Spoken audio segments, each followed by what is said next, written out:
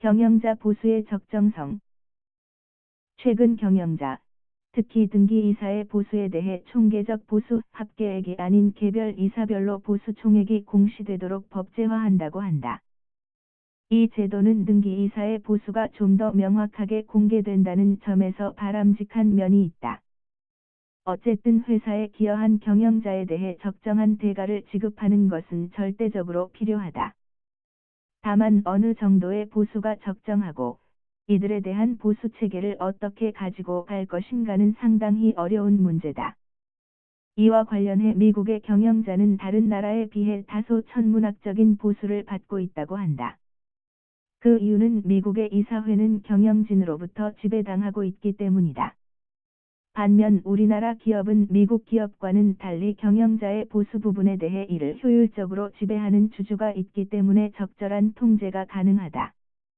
어느 학자는 미국의 최고 경영자가 외국 기업의 최고 경영자보다도 많은 보수를 받는 이유를 미국의 인력 시장이 좀 더 체계적으로 조직돼 있기 때문이라고 분석했다.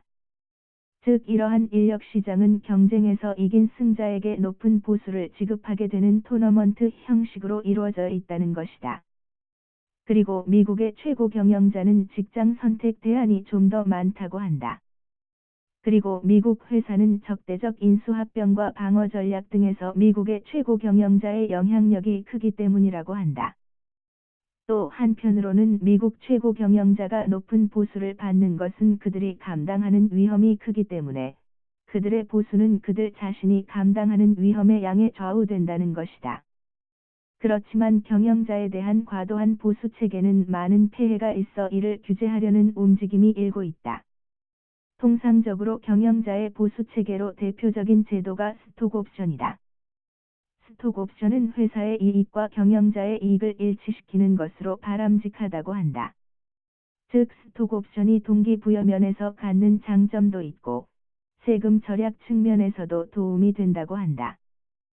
또한 현금이 부족한 회사는 현금 보수의 대체 수단으로 이를 활용할 수 있다고 주장하기도 한다. 흥미로운 연구 결과 또한 주목할 만하다. 즉 이사회 의장을 겸임하는 최고 경영자는 그렇지 않은 최고 경영자에 비해 더 높은 보수를 받고 있다고 한다.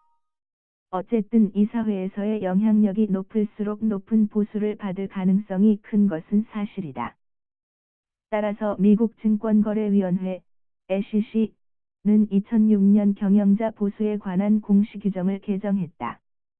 경영자 보수 계획의 목적, 개인적 요소, 이사회의 결정 사유, 개별적 보수 체계가 회사의 보수 계획에 어떻게 부합하는지 등을 투자자 입장에서 중요한 사항에 포함토록 규정한 것이다.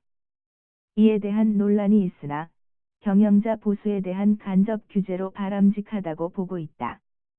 영국에서는 경영자의 보수에 대해 주주가 의견을 개진할 수 있다. 이와 같은 주주의 의견이 법정 구속력은 없지만 간접적으로 경영자의 보수를 적정하게 통제하는 데 어느 정도의 역할을 한다고 한다. 따라서 경영자 등 등기이사에 대한 개별적 보수를 공개하거나 절차적 제한을 두는 것은 대리인 비용을 절감하는 데 기여할 것으로 보인다.